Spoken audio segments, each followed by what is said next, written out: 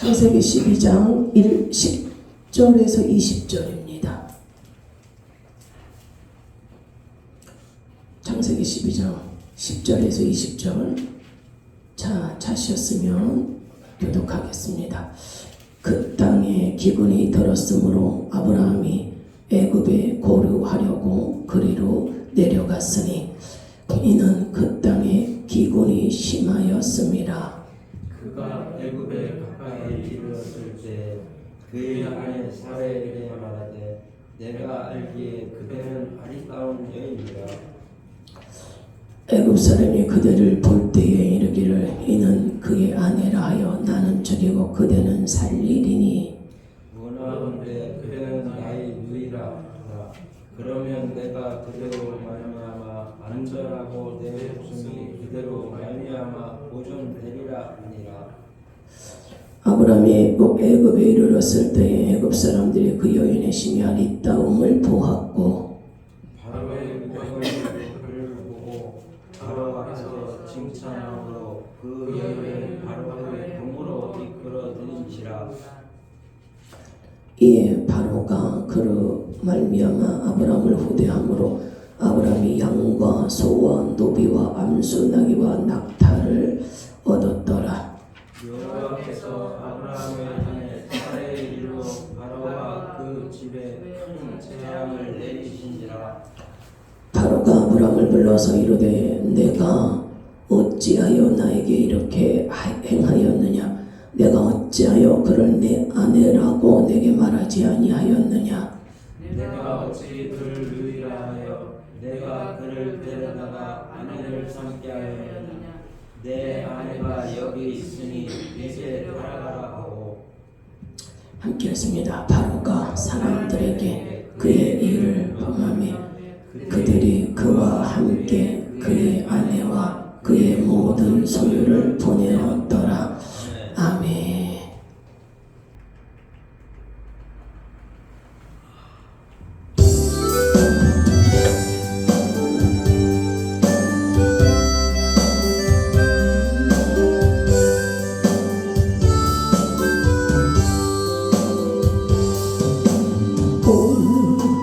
내가 미워한 사람이 있고 오늘 나와 다툰 사람이 있으며 오늘 내가 시기한 사람이 있으니 나 주님을 사랑하는 사람.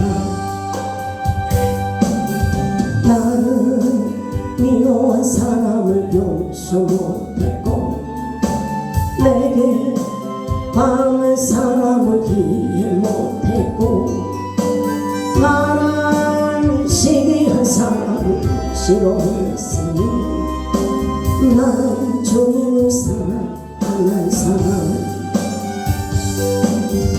매일 이렇게 사랑하면서 입술로 주님을 사랑한다라니 난 참으로 행함이 없는 사람, 주님을 사랑하는 사람. 오늘 나의 마음은 재물이 있고 오늘 나의 생각은 자녀에 있으며 오늘 나의 발길은 세상 향했으니 난 주님을 사랑하는 사람. 나의 생각은 항상 주님을 앞섰고 나의 자녀는 항상 빈마음이었고 나의 생각은 언제나 감사를 줬으니 난 주님을 사랑하는 사람. 매일 이렇게 사랑하면서 입술로 주님을 사랑한다 하니 난 참으로 믿음이 없는 사람, 주님을 사랑하는 사람. 작은 기도로 하고 오늘 말씀의 은혜로 하루를 살고 오늘 나의 하나님 찬양을 하며 나 주님의 사랑 받을 사랑 나의 형제에게 사랑을 베풀고 나의 이웃에게 복음을 전하고 나의 자녀를 위하여 기도를 하며 난 주님의 사랑 받을 사랑 매일 이렇게 살아간다면 주님의 진실한 청직이 될 것이니 주여 내 삶을 인도하소서 주님의 제자 되렵니다.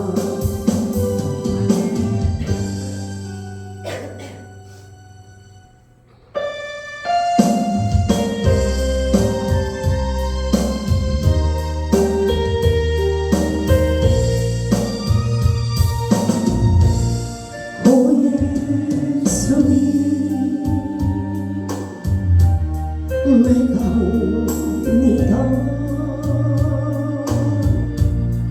못 박히신 십자가 앞에 그 큰 사랑 눈물에 겨워 울며 돌아옵니다.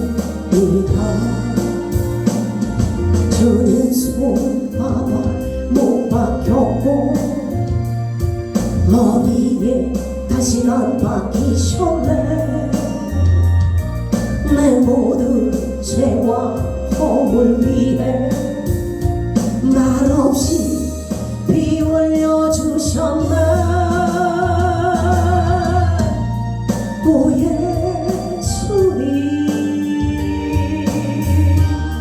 나의 손 잡고 이제부터 영원까지 내 구주가 되옵소서. 영원까지 내 구주가 되옵소서.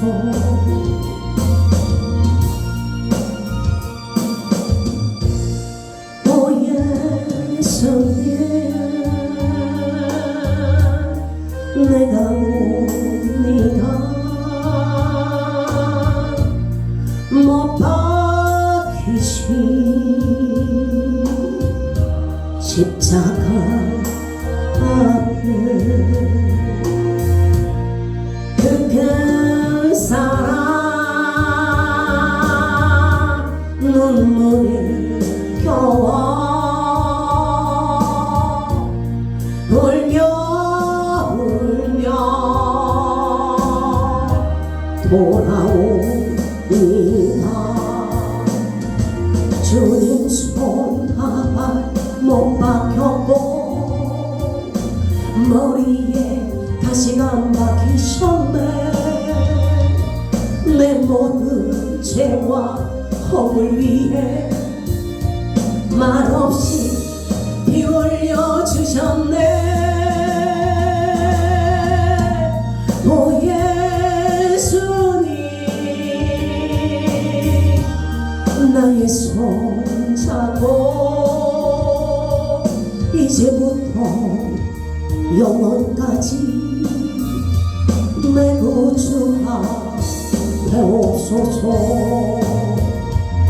이제부터 영원까지 내 구주가 되옵소서.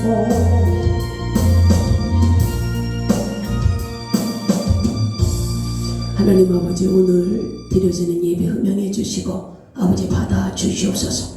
저희들 모두가 주님 은혜 안에 거하게 하시고 더 큰 믿음으로 성장되는 귀하고 복된 시간 되게 하옵소서. 하나님 아버지 앞에는 큰 기쁨이 되어지는 시간이요, 저희들에게는 아버지 앞에 은혜와 사랑을 입는 귀하고 복된 시간 되게 하옵소서. 귀하시고 복되시고 좋으신 예수님 이름으로 기도 올립니다. 아멘. 예, 이제 우리 믿음의 조상인 아브라함이 하란에서 이제 아버지 데려가 죽고 하란에서 이제 가나안으로 왔습니다. 어디로 가야 될지 알지 못했어요. 주님은 정착지를 말씀하시지 않고 떠나라고 말씀하셨습니다. 그리고 아브라함이 걷는 그 발걸음 한 걸음 한 걸음을 지도하시면서 가나안 땅으로 인도를 하셨어요. 그렇게 믿음의 행보를 보였던 아브라함, 하나님 앞에 순종하고 믿음으로 살겠다고 결단하며 갔던 아브라함에게 큰 난관이 펼쳐지는데, 물론 이 가나안 땅에 임했을 때도요, 있을 곳이 마땅치 않았어요. 왜냐하면 텃세가 엄청 심했거든요. 가나안에는 벌써 7 족속들이 다 토를 잡고서 민족성을 이루고 살고 있었기 때문에 이 셈족인 이 아브라함이 왔을 때는 발 붙일 만한 곳이 없었어요. 그래서 가다 이제 점점 남방으로 옮겨지는 상황까지 벌어졌었는데, 참 이제 오도 가도 못하는 상황이 벌어진 게 기근을 만난 거예요. 기근은 이제 10절 볼까요? 그 땅에 기근이 들었으므로 아브라함이 애굽에 거류하려고 그리로 내려갔으니 이는 그 땅에 기근이 심하였습니다. 기근이라는 것은 굶주리는 거거든요. 그러니까 아무것도 없는 공허한 상태예요. 그럼 가축도 먹여야 되고 아브라함과 그런 가족들 또는 종들 이런 많은 식솔들을 거느리고 있었던 이런 이 아브라함에게는 책임이 막중한 거예요. 아무것도 없는 상황에서 기근이 심하다 보니까 다 짐승들이고 뭐고 죽어가는 이런 상황을 볼 수 없었던 거죠. 그러니까 기근이 심해지면서 이제 살 수 없다라는 그러한 이제 생각이 든 거예요. 그래서 아브라함이 어떤 결심을 하냐면은 애굽으로 이제 내려가려고 이제 결심을 합니다. 왜냐하면 애굽에는요, 이 나일강의 이 범람으로 인해서요, 비옥한 그런 어떤 곡창지대가 형성이 되었어요. 그래서 빈번하게 발생하는 이런 기근으로 인해서 이런 기근이 오면은 많은 사람들이 그 애굽을 어떠한 그 피난처로 삼았어요. 그래서 많은 사람들이 이런 기근이 오면은 애굽에 올라가서 그 비옥 이제 그 나일강이 막 넘치고 그러다 보니까 거기는 곡물들이 풍성했거든요. 그러니까 거기에서 이제 그 자기네들이 기근 시기가 지나고 나면 다시 이제 그 있는 거처로 오고 했거든요. 그러니까 아브라함도 요렇게 하려고 했던 거예요. 세상 사람들이 살아가는 이런 방법, 가나안 사람들이 살아가려는 이런 방법을 사용한 거예요. 그래서 이 아브라함이요, 애굽에 이제 갑니다. 모든 짐승떼와 모든 가족과 식솔들을 다 데리고 이제 애굽으로 가는 거예요. 그가 11절 볼까요? 그가 애굽에 가까이 이르렀을 때에 그의 아내 사라에게 말하되 내가 알기에 그대는 아리따운 여인이라. 애굽 사람이 그대를 볼 때에 이르기를 이는 그의 아내라 하여 나는 죽이고 그대는 살리리니 원하건대 그대는 나의 누이라 하라. 그러면 내가 그대로 말미암아 안전하고 내 목숨이 그대로 말미암아 보존되리라 하니라. 애굽에 가까이 이르렀을 때에 덜컥 겁이 나기 시작하는 거예요. 왜냐하면은 이때 이런 고대 시대 때는요, 어떤 타국으로 이렇게 여행을 가거나 그럴 때는 그 나라의 동족들, 그래서 어떤 재물이나 짐승이나 그런 뭐 여자나 이렇게 이런 원하는 사람들을 막 강제로 빼앗아서 죽이는 경우가 있었어요. 그러니까 아내라고 그러면은 타협할 것도 없이 반드시 죽이고 자기 생각에 이제 두려움이 몰려온 거예요. 내가 이 사례를 아내라고 하면은 나를 죽이고서 이 사라를 데리고 가면 나는 끝장나는 거 아닌가. 그냥 곰곰이 생각해보면서 차라리 누이라 그러면 지참금이라도 받지 않겠나. 누이라 그러면 그래? 그러면 팔아라. 왜냐면 이제 이런 뭐 텔레비에도 보면은 막 그런 원주민들 이런 그런 밀림에서 사는 이런 사람들 막 이런 동족들 이런 사람들 보면은 결혼할 때 막 낙이라든지 어떤 그런 물품을 주고 이렇게 부인을 사오는 경우가 아직도 있는데 이때에는 얼마나 그게 심했겠어요. 그러니까 누이라 그러면 팔아라 해가지고 죽이지는 않고 오히려 지참금도 받고 이러면 내 목숨이 건지겠다라는 생각이 든 거예요. 그리고 애굽 사람들은 함의 후손입니다. 함은 검은색 피부거든요. 그리고 이 아브라함은 샘 족속이에요. 샘 족속이다 보니까 어떤 그 백인이나 아니면 옅은 갈색 이런 종류니까 이게 생긴 것도 완전히 다른 데다가 피부도 완전히 다른 상황인 거예요. 그러니까 애굽에 올라가니까 거의 검은색에 가까운 사람들인데 얼마나 눈에 확 띄었겠어요? 이 사라가 눈에 확 띈 거죠. 그리고 이때가 75세예요. 아브라함이 신앙생활 첫 걸음입니다. 걸음마 시절이에요. 그러니까 아브라함이 처음서부터 믿음의 조상이 아니라 아기가 처음에 태어나가지고 배고픈데 좀 추천한데 먹을 거 있어 엄마 이럴 수 없잖아요. 똥 싸고 오줌 싸고 응애하고 젖병 물어주고 이렇게 해서 커지듯이 아브라함도 믿음의 조상 열국의 아비 사라도 열국의 어미지만은 처음서부터 그런 게 아니에요. 신앙의 첫 단계예요. 이때가. 이러다 보니까 자기가 살아왔던 풍습 자기가 살아왔던 인간적인 방법 도덕적인 개념 이게 고스란히 그냥 나오는 거예요. 이 도덕적인 개념을 볼 때도 참 이거는 옳지 않잖아요. 이게 진짜 사나이라면은 한 가정의 어떤 대장부라면은 어떤 위험이 처해 있을 때 자기 아내를 위해서 자기가 대신 죽고자 하는 마음이 있어야 할 터인데 이거는 내가 그대로 인해서 나 좀 살려줘라 이렇게 지금 얘기한 거예요. 내가 당신 때문에 내 죽으면 이거 너무 비참한 일 아니냐.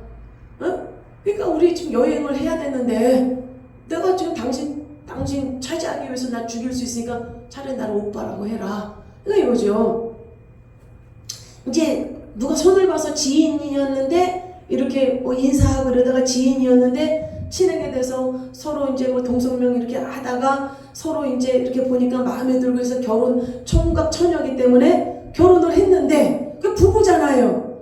부부인데 자기가 위험에 처해 있으니까 그러면 그 옆집에 살았던 제 지인입니다. 이거랑 똑같은 거예요. 이거랑 똑같은 거예요. 제 지인입니다. 부인이라고 그러진 않은 거예요. 이게 굉장히 비겁한 거지요. 얍삽하고 그리고 파렴치한 행동이지요. 오랫동안 같이 산 부인을 이렇게 비겁하게 목숨을 구차하게 자기 목숨을 지키기 위해서 이런 행동을 한 그러나 믿음의 조상이라 하더라도 이 의는 없는 거예요. 자기 의로 구원받을 수 있는 존재가 없는 거예요.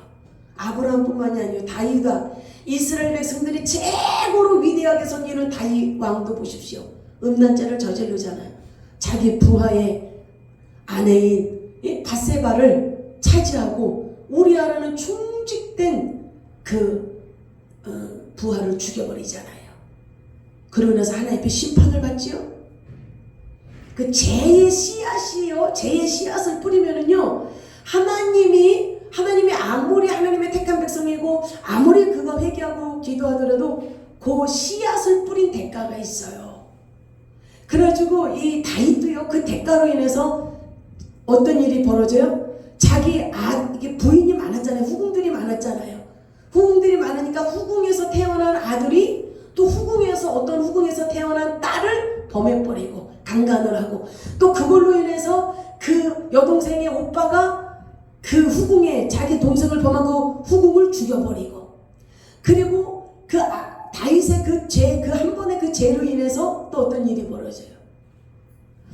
자기 아들 압살롬이라는 아들이 자기 아버지를 죽이고 임금 자리를 차지하기 위해서 다윗은 미친 사람 흉내내면서 도망가야 했고, 또 다윗의 후궁들을 이 압살롬이 대낮에 백주에 옥상에다 텐트 치고 수많은 백성들 앞에서 범해 버립니다. 왜? 내 아버지의 후궁들도 내가 차지한다. 이거 뭐예요? 이제 내 아버지의 나라는 끝났고 내가 주장한다. 이걸 보이기 위해서. 그러니까 죄는 그 씨앗이 있습니다. 바로 죄의 유전성이 있어요. 죄를 범했을 때 그걸로 끝나는 것이 아니라, 내가 회개한 걸로 끝나는 것이 아니라 용서는 받습니다. 용서를 못 받으면 지옥 가기 때문에 그 죄를 하나님이 용서해주고 사해해 주십니다. 그러나 그 죄의 유전성이라는 것은 마귀가 그 죄를 지은 그 죄로 인해서 끝까지 물고 늘어지려고 하는 게 있는 거예요. 왜? 죄를 한번 허용을 했기 때문에 이 죄로 인해서 자식에까지 또 그 죄악성을 번지게 하려고 하는 죄의 유전성을 가지고 있는 거예요.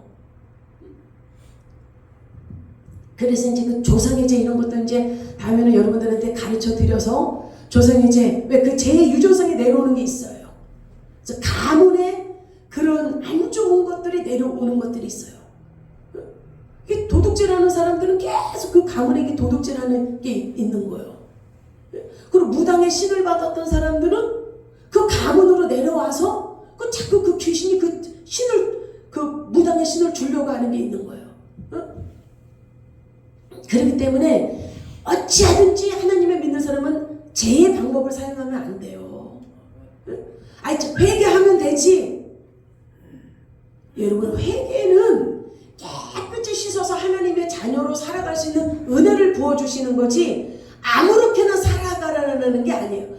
죄 짓고 회개하고 죄 짓고 회개하고 그러면 맨날 주님 잘못했습니다 이러다가 세월 다 가고 맨날 더러운 옷 빨기 바쁜 거예요. 언제 복을 받을 거예요? 언제 하나님의 자녀로서 빛을 바라면서 살 겁니까? 언제 하나님께서 저와 여러분들을 위해서 계획하신 그 은혜와 그 축복의 길로 가실 거냐 이거예요. 그러니까 단호하게 끊어야 되는 거예요.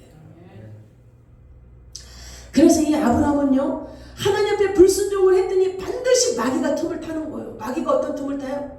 걱정하지 않을 것까지 걱정이 돼버리는 거예요. 그냥 먹을 것 좀 이렇게 벗어나기 위해서 애굽으로 간 거예요. 애굽으로 내려갔다라고 하는 거는 거기서 털을 잡고 살려고 했던 것이 아니라 잠깐, 어떠한 나그네처럼 잠깐 머물다가 이 기분이 없어지면 다시 하나님이 명한 그 가나안으로 가려고 하는 그런 마음인 거예요. 그러나 하나님 앞에 이 아브라함의 실수가 뭐예요? 기도하지 않았잖아요. 하나님 앞에 기도하지 않고 움직인 거예요. 왜 다윗이 그런 실수를 범했음에도 불구하고 다윗이 전쟁에 나가면 한 번도 진 적이 없어요. 성경에서 백전백승이에요. 왜냐면 그는 하나님 앞에 기도했어요. 여쭈어봤어요. 하나님, 요번에 제가 전쟁을 하리이까 말리이까? 하라. 내가 너에게 승리를 주리라. 그럼 가서 하는 거예요. 주님, 제가 요번에 전쟁 터졌는데 갈까요 말까요? 너 나가지 마라. 그럼 안 가는 거예요. 그렇게 당연히 백전백승이죠. 다윗도 인간이기 때문에 실수는 했지만 두 번 다시 그런 죄는 범하지 않았어요. 그 한 번으로 딱 끝냈어요. 회개하고 다시는 그런 죄를 짓지 않았단 말이에요. 그리고 하나님 앞에 다윗이 위대한 건 계속 여쭈어서 묻는 기도. 하리이까 말리이까? 가리이까 안 가리이까? 어떻게 할까요? 계속 주님 앞에 여러분 묻는 기도 하십시오. 여러분들 독단적으로, 여러분들 생각으로 이렇게 하겠다 저렇게 하겠다 결정 내리지 마세요. 우리의 결정은 미수가 많아요. 그러나 하나님은 우리의 머리카락까지 또 다 세신 바 되시는 거예요. 참 예언자도 있습니다. 참 예언을 하는 분이, 이제 지금 그분이 80이 넘으셨나? 그래서 이제 그 예언을 안 하시는데 그 전에 예언을 그렇게 하셨대요. 저는 그러니까 간증 들은 거예요. 어떤 이제 그분이 이제 예언을 하셨을 때 많은 사람들이 가서 이제 예언을 받은 거예요.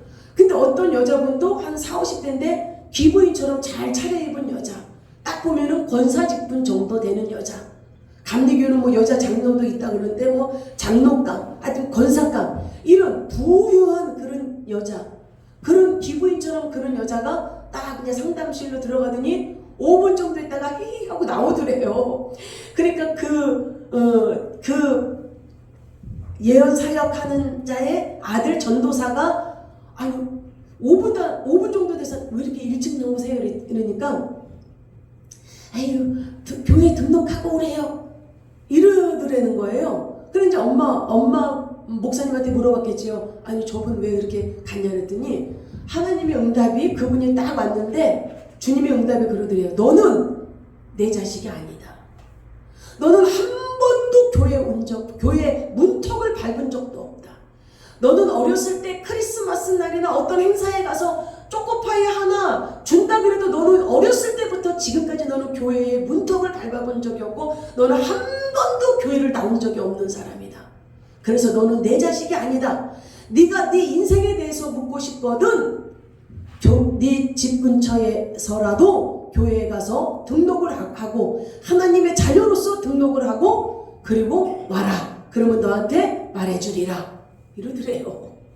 근데 그 사람은 진짜 한 번도 어렸을 때 친구 따라 교회 간 적도 없고 교회 문턱을 밟은 적도 없고 그 소문이 나서 예언을 하는 분이라고 소문이 나서 하니까 자기는 세상 사람인데 한번 예언 받으러 한번 들어간 거예요. 여러분 하나님은 그렇게 다 아세요. 교회에 처음 평생 다녀본 적이 없는 그 50이 넘으신 그 중년 여자분이 교회를 나온 적이 한 번도 없는 사람인지 하나님 앞에 늘 눈물 뿌려 기도한 사람인지 힘들고 어렵고 가슴앓이 하는 여러 가지 고통이 있을지라도 주님을 향해서 애걸복걸하며 주님을 바라본 사람인지 남들이 저 사람 유명하다니까 나한테 모소리 하나 한번 삐끔 들어가 본 존재인지 하나님은 아신다라는 거예요. 왜 아브라함의 형편과 사정을 왜 모르시겠어요? 다 알고 있죠. 그러나 아브라함은 믿음의 훈련이 전혀 안 된 상황이에요. 믿음의 훈련이 전혀 안 되니까 옛날에 자기가 살아온 방법대로 사는 거예요. 여러분 믿음의 훈련이 안 되면은요 이 세상에서 사는 것이 고달픈 인생이 되는 거예요. 왜? 계속 세상적인 유혹을 받고 있으니까. 계속 세상 사람들이 살아가는 방법이 보니까 달콤하거든. 저렇게 살아가니까 저 사람 장사 잘 되네. 저렇게 살아가니까 저 자식도 잘 되네. 계속 마음에 갈등이 일어나는 거예요. 저렇게 살아가면 나도 되지 않을까? 계속 유혹이 올라오는 거예요. 하나님의 자녀와 세상 사람들은요 교회 한 번도 안 다니고 하나님 너는 내 자식이 아니다 그러잖아요. 죽으면 지옥인 거예요. 그 사람은. 그럼 하나님의 자녀는 가야 되는 종착지도 달라요. 여러분 종착지만 다릅니까? 살아가는 방법이 세상 사람 교회에는 나오는데 살아가는 방법이 세상 사람들과 똑같다면 그의 종착지는 지옥입니다. 우리의 죽음의 결과는 우리의 삶을 어떻게 살았냐가 결론이 지는 거예요. 하나님의 사람이면 하나님의 은혜를 입고 하나님의 방법으로 하나님의 지도를 받으며 하나님의 보호를 받으면서 그 난간을 헤쳐나가야 되는 거예요. 다윗이 고백합니다. 내가 음침한 사망의 골짜기를 다닐지라도 두려워하지 않을 것은 주께서 나와 함께 하심이라. 예수 믿는다고 하는 것은 아무런 고통이 없는 게 아니에요. 험난한 인생이 펼쳐지지 않는 게 아니에요. 죽음의 골짜기가 없는 게 아니에요. 질병의 골짜기가 있을 수 있습니다. 물질의 시련이 있을 수 있습니다. 자식으로 인해서 괴로움 당할 수도 있습니다. 부모 때문에 고통을 받을 수도 있습니다. 그게 사망한 음침한 골짜기예요. 사망의 음침한 골짜기는 무엇입니까? 괴로운 거예요. 죽을 것 같이 힘든 거예요. 버텨내기가 그러니까 사망의 음침한 골짜기 음침한 거예요. 어두운 세력이 나를 삼키려고 어두운 악한 원수가 나를 죽이려고 내 숨통을 조이듯이 눌러대는 그런 압박감, 그런 두려움, 그런 괴로움, 그게 믿음의 사람이 없는 것이 아니라 그것이 있지만은 주의 지팡이와 나를 안위하시나이다. 그 기도하며 그리고 주님을 피난처로 삼으면서 가는 것입니다. 그럴 때에 이 세상에서 살고 있지만 우리는 이 세상에 속한 사람이 아니라 하늘나라에 속한 사람으로 살아가고 있는 거예요. 저 하늘나라는 본관이면, 저 하늘나라는 본체면 우리는 이 작은 뭐예요? 이게 큰 기업이 있고 작은 기업이 있듯이, 우리 그 큰 천국이 저 하늘의 천국의 본관이면 우리는 이 작은 천국이 지금 우리 마음에 임한 거예요. 그러면 작은 천국에 임한 우리의 하나님의 백성들은 그 천국의 도리를 가야 되고 그 천국의 삶을 살아내는 것입니다. 믿음을 살아내는 거예요. 그 삶을 하나하나 한 발자국 믿음으로 살아내는 것입니다. 눈물을 훔치면서 눈물로 씨를 뿌리는 자는 기쁨으로 단을 거두리로다. 눈물을 삼키면서 그 삶을, 그 시련을, 그 고난을, 그 괴로움을 인내하며 견디며 살아내는 거예요. 거저가 있는 게 아니에요. 이 아브라함이요, 없었던 두려움이 생기기 시작했습니다. 그 시커먼 흑인들이 막 왔다 갔다 거리면서 자기 부인을 힐끗힐끗 쳐다볼 때, 그리고 소문을 들어서 알잖아요. 이런 외국에 타국에 여행할 때에 부인을 차지하기 위해서 죽은 사람들이 수탄하는 것도 왜 아브라함이 못 들었겠어요? 덜컥 겁이 나는 거예요. 여러분, 주님이 있어라 라고 하는 자리를 내 생각과 내 방법으로 그 어떤 고난을 모면해 보고자 다른 곳으로 한 발짝을 옮기면 더 큰 고통이 다가온다. 이제 가정이 파괴될 위치에 있는 거예요. 이 아브라함은 누이에게, 그 부인에게 부탁을 합니다. 당신을 차지하기 위해서 나를 죽일 수 있으니 당신은 내 여동생이라고 좀 해다오. 나를 당신으로 인해서 나를 목숨을 좀 살려다오. 사라가 자기 남편을 볼 때에 불쌍히 여기는 마음으로 그렇게 하겠다고 합니다. 아니나 다를까 많은 이제 그 애굽 사람들이 볼 때에 자진납세합니다. 누가 그렇게 한 것도 아니에요. 제 여동생입니다. 자기가 스스로, 아니 왜 너 가만히 있으면 되지 뭐하러 자기 여동생이라고 자꾸 그러냐고. 그러니까 그 신하들이 바로한테 인정받으려고 그러잖아요. 막 진짜 막 아름답고 막 그런 사람을 갖다가 이렇게 윗사람에게 막 이렇게 상납하면은 막 상급도 받고 막 지위로 올라가잖아요. 그러니까 이제 그게 이제 그 밑에서부터 계속 그 상간하게 올라간 거예요. 그러니까 이제 최고의 바로 밑에 있는 그 상관한테까지도 올라간 거예요. 아, 그 사람이 이걸 딱 그 찬스를 왕한테, 왕이요, 저기 생족 속인 여자가 왔는데 절세 미인입니다. 양귀비는 저리 가라입니다. 한번 만나보십시오. 그러니까 그냥 임금이 그래? 그럼 어디 한번 보자 그런 거죠. 근데 이때에 아브라함이 75세고 사라가 10살이 어립니다. 65세예요. 그러면 아브라함이 175세에 죽었고 사라가 127세에 사라가 죽었어요. 그러면 지금으로 따지면은 30대 정도예요. 30대 정도.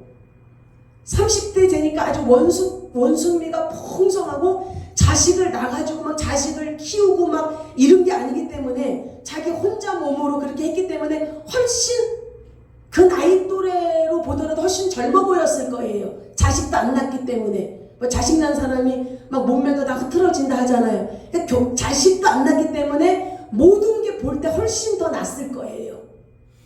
그리고 원래 사라가 굉장히 아름다웠다고 그러니까, 그리고 흑인들 속에 껴있으니 뭐 하나의 장미꽃이 피듯이, 이게 바로가 애굽은 왕을 통칭할 때 바로라고 얘기합니다. 그러니까 바로가 딱 보니까 야, 이거 뭐 기가 막힌 절세미인이네.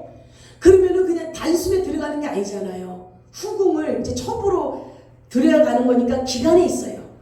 첩으로서 지켜야 될 도리, 왕을 대하는 도리. 그리고 막 무슨 향품 막 이런 거 다 하겠지요. 그러니까 이제 이거 왕이 바로가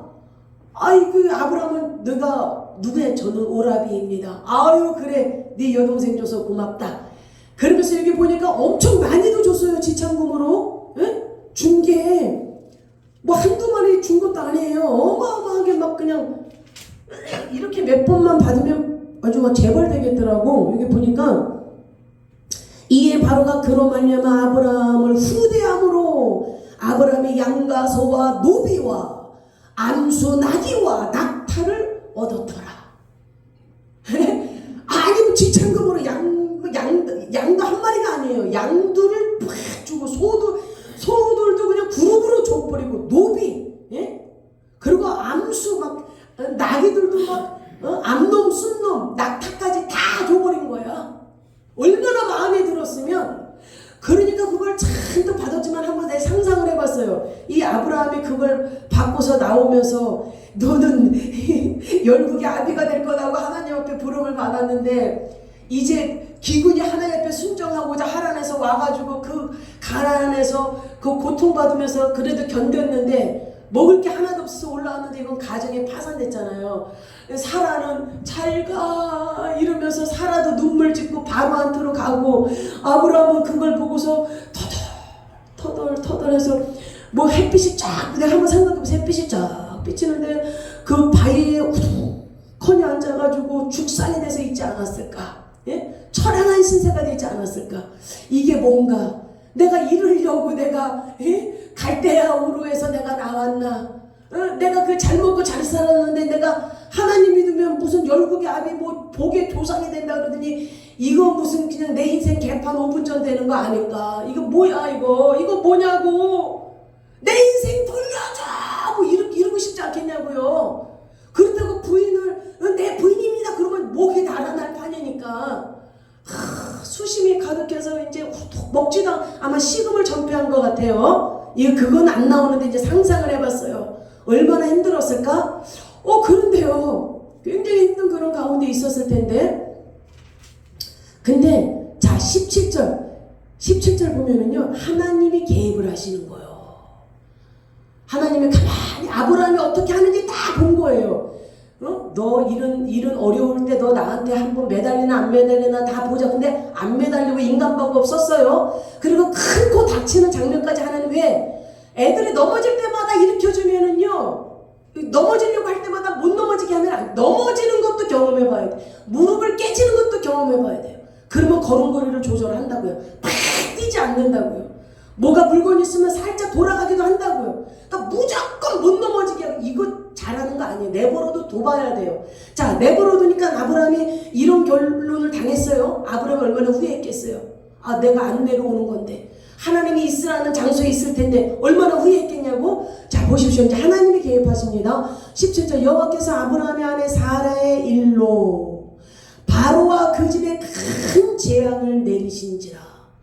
아니 사라가 이제 처부르다가 이제 후궁 척질 받기 전에 이제 막 준비 과정하고 뭐 법도 익히고 하는데 전염병이 막 다 돌기 시작하는 거예요. 바로의 궁에 갑자기 막 그래서 바로의 그 자식들 막 후궁들 거기 막 다 아파서 막 다 들어놓고 막 재앙이 그 궁궐 안에 막 전염병에 휩쓸고 큰 재앙이 막 들어닥치기 시작하는 거예요. 막 사람들이 죽어나가고. 이럴 때 바로가 꿈을 꿉니다. 그럴 때 하나님이 그는 내 선지자의 부인이니 그를 돌려보내라. 그렇지 않으면 정령 죽으리라. 어떤 꿈의 계시를 여기 꿈에 나오진 않지만 하나님이 큰 재앙을 내려서 어떤 이 바로가 위협을 당한 거예요. 자, 그러면서 이 바로가 한 일이 뭐냐면 아브라함을 불러드립니다. 18절 바로가 아브라함을 불러서 이르되 내가 어찌하여 나에게 이렇게 행하였느냐. 내가 어찌하여 그를 내 아내라고 내게 말하지 아니하였느냐. 내가 어찌 그를 누이라 하여. 보십시오.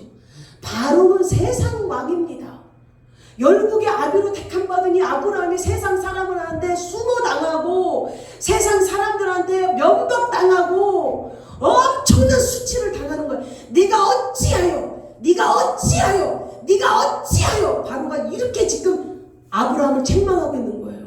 참 하나님 입장에서 고개를 아마 돌리셨지 않았을까. 왜? 하나님의 믿음의 조상 너로 인하여 수많은 믿음의 사람들이 구원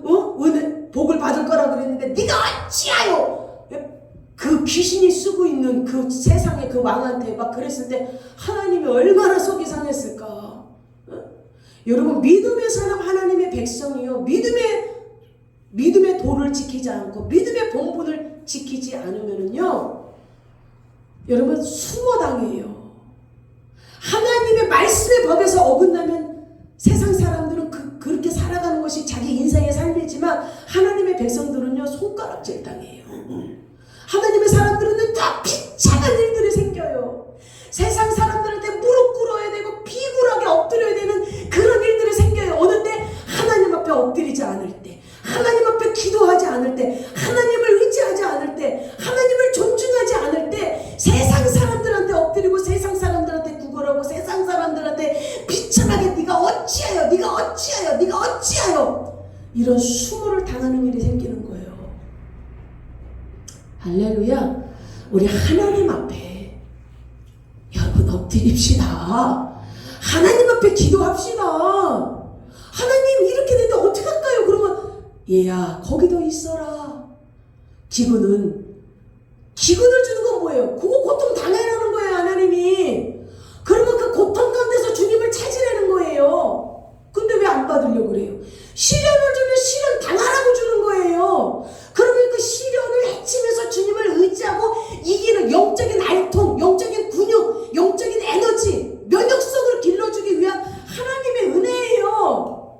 할렐루야. 왜 나한테 이런 시련을, 주님 내가 뭘 잘못했길래, 그러니까 더 죽사발되는 거예요. 더 터지는 거예요. 이스라엘 백성들이 그래가지고 숱하게 많은 사람들 죽잖아요.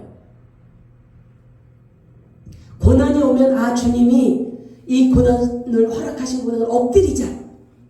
시련이 오면 이 시련 가운데 저 주님 앞에 엎드리고 기도로 승부를 보자. 순종함으로 승부를 보자. 세상 방법 쓰지 말고 인간 방법 쓰지 말고 하나님 방법으로 가자. 그러면 수치당하지 않고 수모당하지 않고 하나님 앞에 잘했다. 내가 너를 칭찬한다. 네가 믿음으로 이렇게 승리한 걸 보니 내 마음이 너무나 기쁘구나. 하나님 앞에 칭찬받고 인정받으며 주님 앞에 상급받을 줄 믿습니다.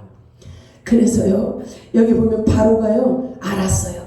그러면서 네가 어쩌요 아마 큰 재앙이 몰려오면서 바로가 무서운 어떤 꿈을 꾸거나 그러면서 이 사라를 부를 거예요. 너 도대체 정체가 뭐야? 너 적자야? 너 우리나라 망하려고 그래? 너 정체가 뭐야? 아마 그랬을 거예요. 사라가, 나는 사실 그 사람이 오레비가 아니라 내 남편입니다. 그런데 여기 있는 사람들이 나를 차지하기 위해서 우리 남편을 죽일까봐 우리 남편이랑 나랑 이렇게 짰습니다. 아마 그걸 다 고백했을 거예요.